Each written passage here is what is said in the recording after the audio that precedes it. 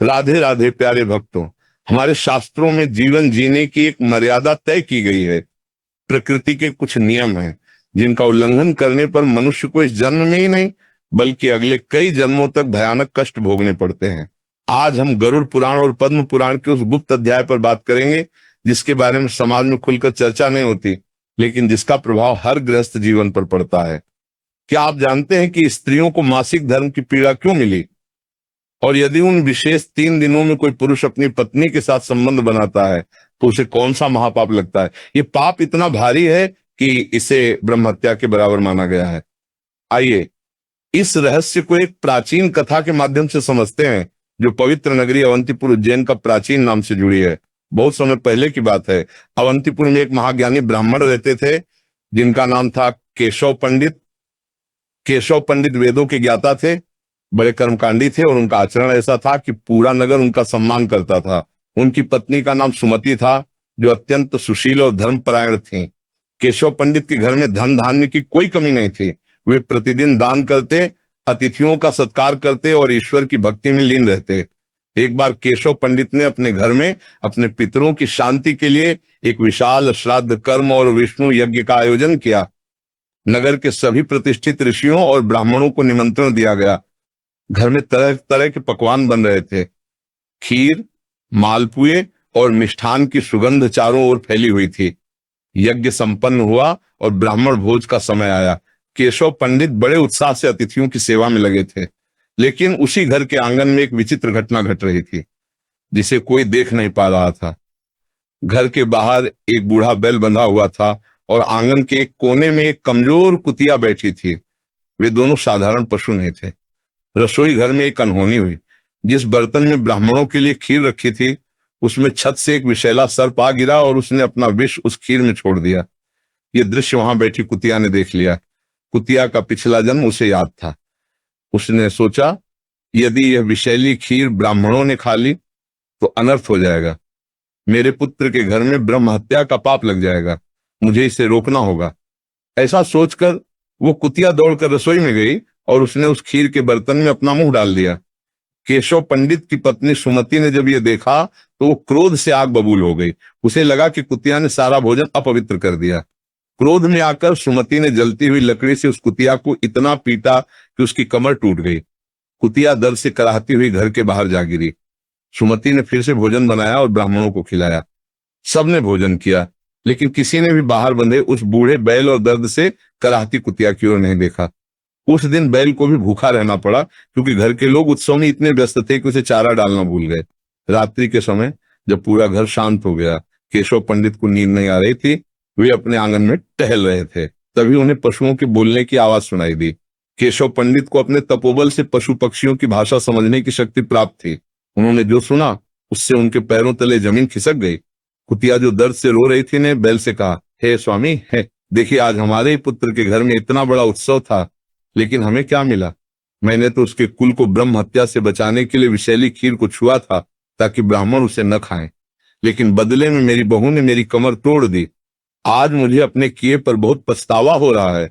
बैल ने गहरी सांस लेते हुए कहा, हे प्रिय, ये हमारे ही कर्मों का फल है। मैंने इस पुत्र को जन्म दिया, इसे पाल पोस कर बड़ा किया। आज इसके घर में सैकड़ों लोगों ने भोजन किया, लेकिन अपने ही पिता को देने के लिए इसके पास मुट्ठी भर घास नहीं थी। मैं आज भी भूखा खड़ा हूं, लेकिन दोष इसे देने से क्या लाभ? हम उस पाप को भोग रहे हैं जो हमने जवानी में किया था। केशव पंडित ये सुनकर सन्न रह गए।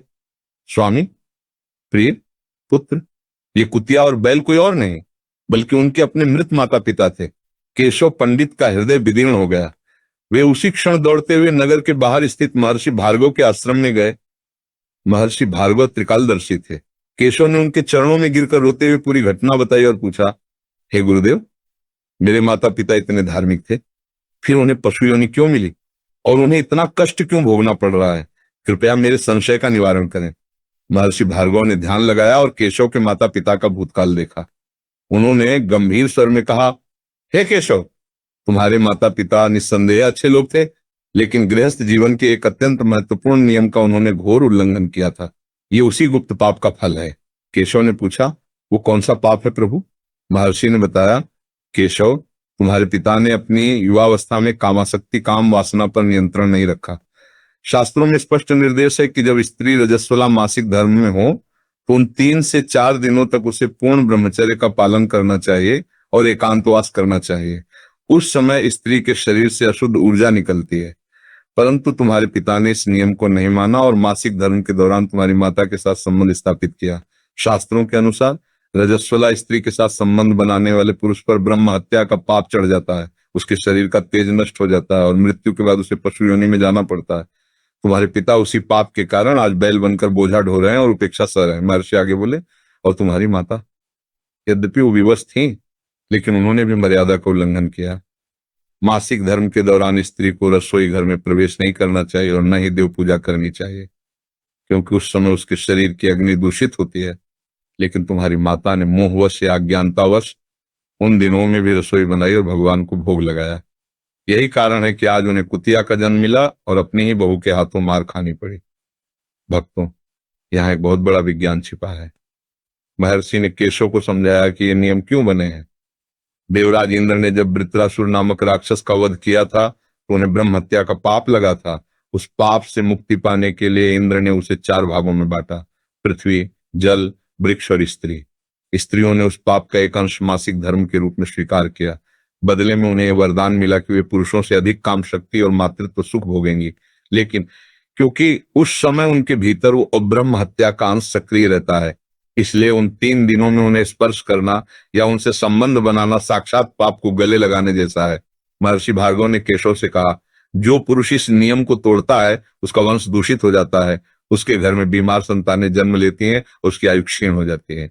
ये कोई अंधविश्वास नहीं बल्कि ऊर्जा का विज्ञान है। केशव पंडित ने कांपते हुए पूछा, गुरुदेव, अब इनका उद्धार कैसे होगा? महर्षि ने उपाय बताया, तुम्हें अपने माता पिता की मुक्ति के लिए अमावस्या के दिन विधि विधान से तर्पण करना होगा और प्रायश्चित स्वरूप गौदान और भूखे प्राणियों की सेवा करनी होगी और संकल्प लेना होगा कि तुम स्वयं और तुम्हारी आने वाली पीढ़ियां इस मर्यादा का पालन करेंगी।